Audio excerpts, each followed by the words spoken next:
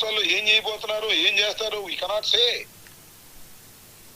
మొంతా తుఫాను, కాశీబుగ్గ ఘటనల్లో ప్రభుత్వ వైఫల్యాల దృష్టి మళ్లించడానికే ఈ కుట్ర చేశారు అని చెప్పేసి జగన్మోహన్ రెడ్డి గారు అన్నారు. 100%. ఎట్లా అలా ఎలా అవుతుంది సార్?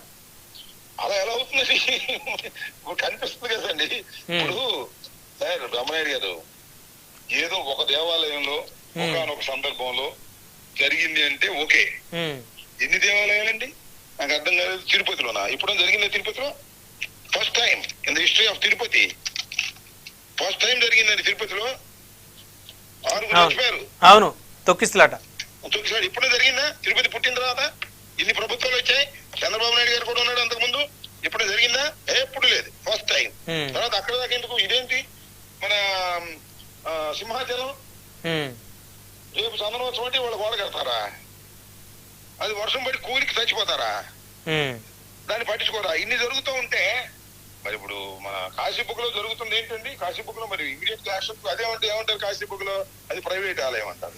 ప్రైవేట్ ఆలయం అయితే పోలీసు బందోబస్తు పెట్టరండి. అంటే సమాచారం లేదు మాకు అని నిన్న దేవాదాయ శాఖ మంత్రి గారు మాట్లాడారు. ఏమన్నారు? సమాచారం లేదు, సమాచారం ఉన్నట్టయితే ఖచ్చితంగా బందోబస్తు ఏర్పాటు చేసేవాళ్ళం, ఆ నిర్వాహకులు సమాచారం ఇవ్వలేదు అన్నారు. సమాచారం లేదు అని ఆ మాట ఆయన అన్నందుకు ఆయన తక్షణమే రాజీనామా చేయాలి. ఎందుకంటే there is a police department, vigilance department. ఎప్పటికప్పుడు సమాచారం రాష్ట్రంలో ఏం జరుగుతుంది ఏమిటి అని అందించేటటువంటి గూఢచారి వ్యవస్థ. ఇన్నుండి సమాచారం లేదని ప్రభుత్వం అంటే బెటర్ టు రిజైన్. అంతకన్నా మార్గం లేదు. ఇంకదేంటి మాకేం సంబంధం లేదు, మాకు తెలియదు, సమాచారం లేదు అంటే తిరుపతిలో కూడా సమాచారం లేదా? చెప్పండి పోనీ. తిరుపతిలో సమాచారం లేదా? అంతమంది వస్తారండి వైకుంఠ ఏకాదశికి. ఇవన్నీ ఎస్కేపింగ్ ధోరణులతో. అంటే ఇక్కడ రాంబాబు గారు యాక్సిడెంటల్ గా జరిగినటువంటి కొన్ని దురదృష్టకరమైనటువంటి అంశాలను రాజకీయ కోణంలో వైఎస్ఆర్సీపీ ప్రతి అంశాన్ని ప్రభుత్వానికి అంటగడుతుందని కూడా ప్రభుత్వానికి కూటమికి సంబంధించినటువంటి నాయకులు అంటారు. తిరుపతిలో ఒక చోట జరిగిందంటే ఓకే, లేదు సింహాచలంలో జరిగిందంటే ఓకే, లేకపోతే మరి ఇది కాశీబుగ్గలో జరిగింది. ఎందుకంటే ఇన్ని చోట్ల జరుగుద్దా? నాకు అర్థం కాలేదు. తొక్కిసలాట్లో ఇన్ని చోట్ల జరుగుద్దా దేవాలయాల్లో? ఏంటి అంటే నెగ్లిజెన్స్. దాని గురించి పట్టించుకోనటువంటి పద్ధతి. ఆ పట్టించుకోనటువంటి పద్ధతి వల్లనే ఇలాంటి ప్రమాదాలు జరుగుతున్నాయనేది నిర్మోహమాటంగా నిర్ద్వందంగా చెప్పదలుచుకున్నాను. దానిలో ఏ విధమైన సందేహం లేదు. ప్రభుత్వానికి చీమ కుట్టినట్టుగా కూడా లేదు. చచ్చిపోతే చచ్చిపోయారులే భక్తులు అనేటువంటి పద్ధతుల్లో వ్యవహరిస్తున్నారు. ఇది చాలా దురదృష్టకరమైనటువంటి పరిణామం.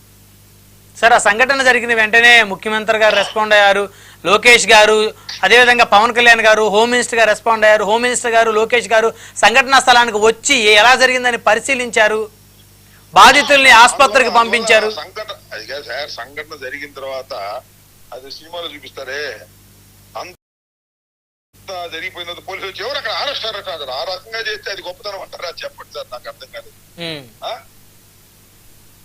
అది అంతా అయిపోయిన తర్వాత ముందు తీసుకోవలసిన జాగ్రత్తలను తీసుకోకుండా సంఘటన జరిగిన తర్వాత మీడియాలో వచ్చిన తర్వాత హోంమంత్రి గారు వెళ్తారు, లేకపోతే ముఖ్యమంత్రి గారు దాని గురించి మాట్లాడతారు, పవన్ కళ్యాణ్ గారు దాని గురించి మాట్లాడతారు. మాట్లాడి కాదంటలా. ఆ మాట్లాడటం పాప పరిహారం, ఆ మాట్లాడటం వల్ల మొత్తం సెటిల్ అయిపోయింది అనుకుంటే పొరపాటు కదా అంటున్నా. Okay, that is not at all correct అని నా ఉద్దేశం. సో వైసీపీ నేతల మీద జరుగుతున్నటువంటి అరెస్టులన్నీ కూడా అక్రమమే, దాంట్లో ఎలాంటి ఆధారం వాటిల్లో లేవంటారు మీరు ఫైనల్ గా? ఎట్టి పరిస్థితులు ఆధారాలు లేవు. అదంతా కక్షపూరితమైనటువంటి వ్యవహారాలు. ఈ కక్షపూరిత